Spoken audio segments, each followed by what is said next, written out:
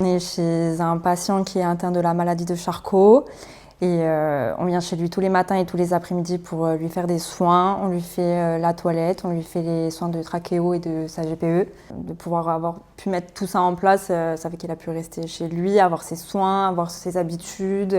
Donc oui, je pense que c'est très important et pour le patient et pour les familles, ça les rassure. Là, ce qu'on a fait, c'est un soin autour de la trachéotomie du patient. C'est-à-dire c'est un soin quotidien, on nettoie les exsudats qu'il peut y avoir autour de cette trachéotomie. Pour ce patient-là, c'est une prise en charge globale, c'est-à-dire qu'on fait le soin de nursing, ce qu'on appelle la toilette, et aussi donc soin de trachéotomie, une soin de GPE, une soin de sonde où le patient s'alimente directement dans l'intestin. Et veiller au confort du patient, tout simplement. Lui demander si tout va bien. Tout va bien.